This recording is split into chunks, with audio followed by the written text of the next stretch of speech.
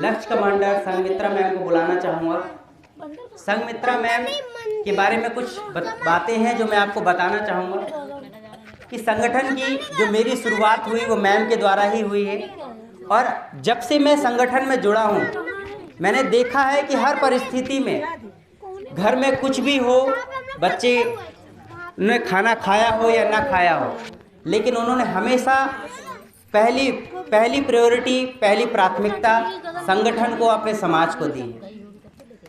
समाज को दी है। कभी भी कहीं भी कार्यक्रम हो सबको फ़ोन करना, एक साथ बुलाना, एक साथ, ये बहुत बड़ी जिम्मेदारी है, ये बहुत बड़ी भावना है, ये बहुत बड़ा त्याग है समाज के लिए। क्योंकि लोग जानते हैं, बहुत सारे लोग मिलते हैं, बहुत सारे लोग बोलते हैं अरे कुछ नहीं रखा समाज में, आगे बढ़ो, हम आगे बढ़ गए बस बहुत है, समाज नहीं सुधरने वाला, और वो उससे समाज से पीछे हट जाते हैं। आज सब कुछ होते हुए भी, सब कुछ संपन्न होते हुए भी उन्होंने अपना समय, अपना स्नेह और अपना त्याग समाज और लोगों के लिए दिया।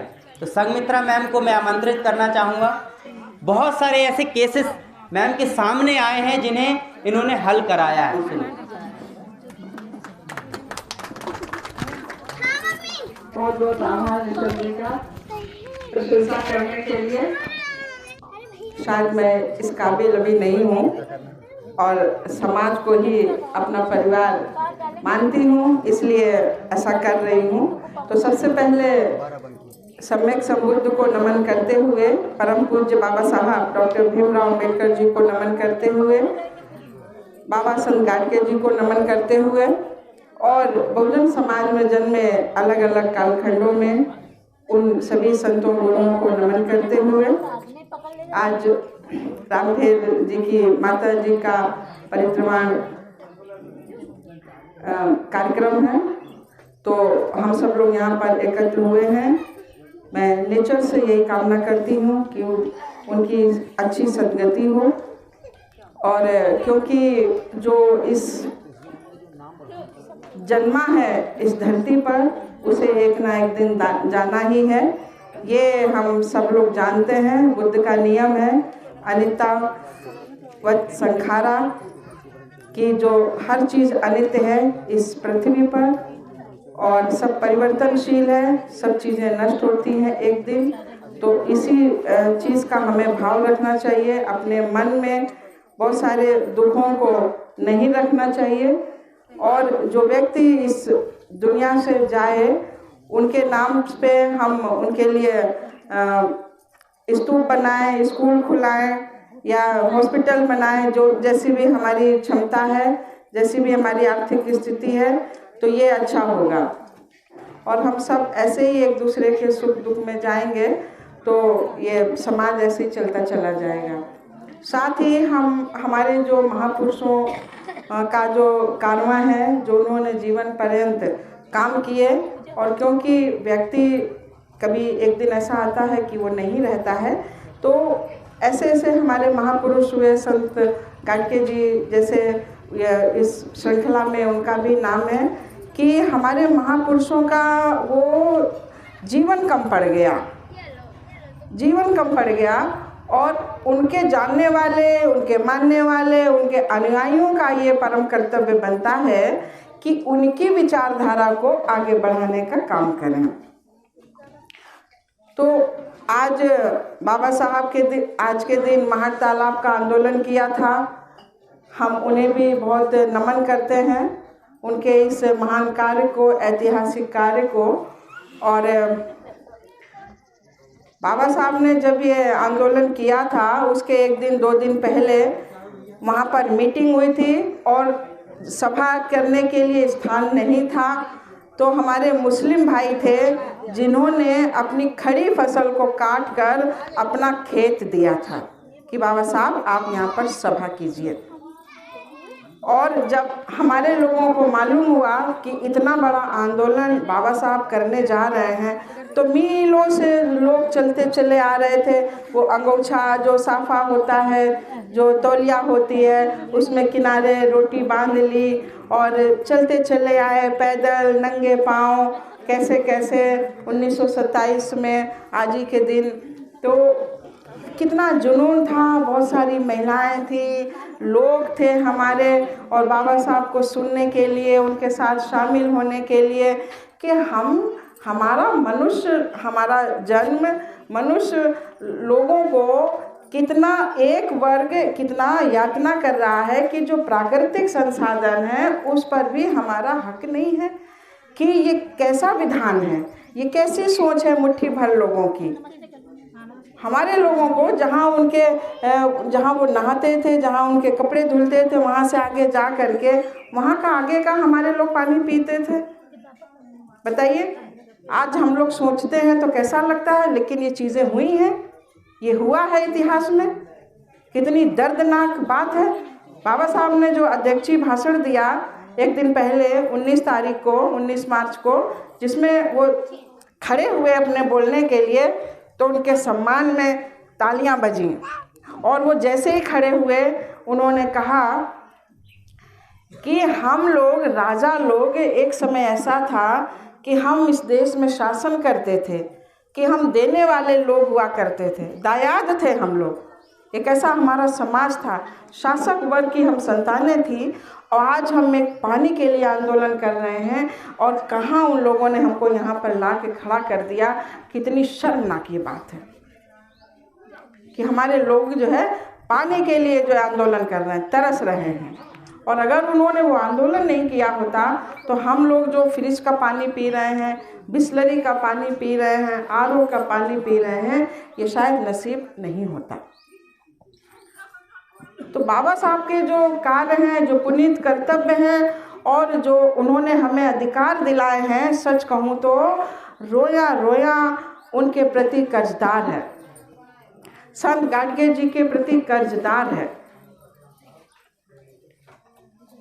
और आज का दिन कितनी सारी चीज़ें हैं, कितनी घटनाएं हैं हुई आज के दिन, और हम सब लोग यहाँ एकत्र होकर के उन ऐतिहासिक बातों की यहाँ पर हम चर्चा कर रहे हैं, एक दूसरे से बातें शेयर कर रहे हैं। जो लोग जानते हैं तो अच्छा है, जो नहीं जानते हैं उनको भी जानकारी तो हुई कम से कम।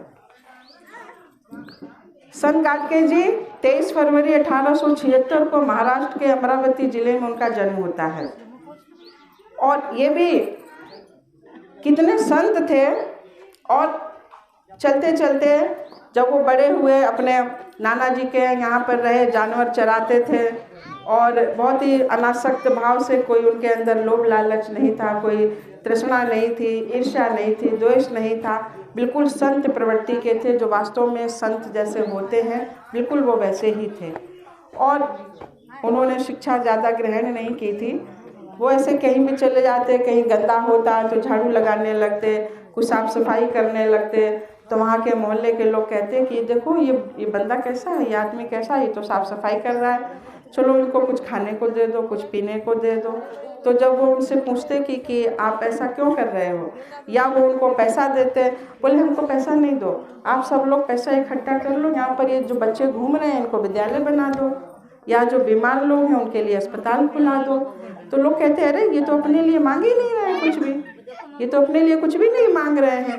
तो ऐसे धीरे धीरे कितना उन्होंने काम किया, और नासिक में 500 धर्मशालाएं उन्होंने बनाई, और अपने लिए कुछ नहीं बनाया, एक कमरा तक नहीं बनाया, कच्चा भी नहीं, पक्का भी नहीं।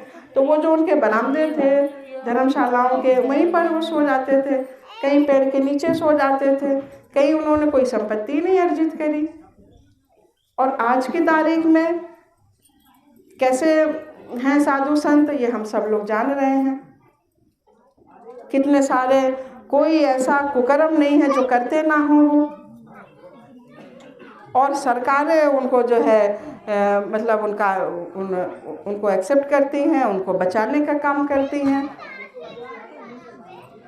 और एक ऐसे संत थे जिनका कोई नाम लेने वाला नहीं है, सरकारों में कभी इनकी कोई जो है कोई चर्चा ही नहीं करता है प्रशासन में।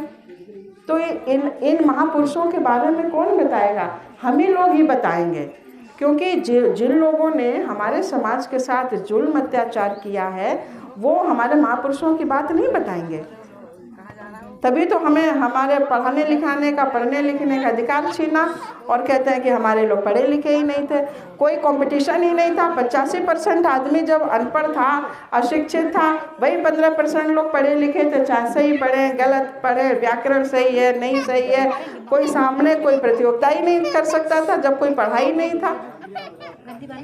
इतने बड़े समाज को उन्होंने जानवरों की तरह बना करके रखा और हमारे महापुरुषों ने उसी चीज़ को खुला चैलेंज किया, चाहे वो संत हों, चाहे गुरु हों। कोई हमारे जो संत थे उन्होंने कभी कीर्तन भजन नहीं किया।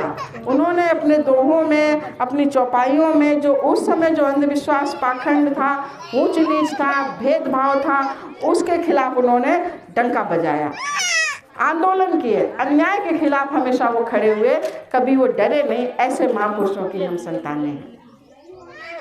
बाबा साहब ने पानी का आंदोलन किया, मंदिर में प्रवेश का आंदोलन किया। उन्होंने जब वो प्रवेश के आंदोलन कर रहे थे तो उन्होंने एक बात स्पष्ट की थी कि हमें मंदिर में जाने की कोई श्रद्धा नहीं है, हम आस्थावश वहाँ पर नहीं जाना चाहते हैं, कि ये एक सार्वजनिक जगह है, हमारी मर्जी हो तो हम जाएं, ना मर्जी हो तो ना जाएं, सिर्फ इसलिए ये एक आंदोलन है। और आज की तारीख में हमारे समाज के लोग मंदिरों में लाइन लगा के खड़े हैं, वहाँ से अपमानित होते हैं, उनको जूते मारे जाते हैं, इसके बाद भी वो मंदिर जाना नहीं छोड़ रहे हैं।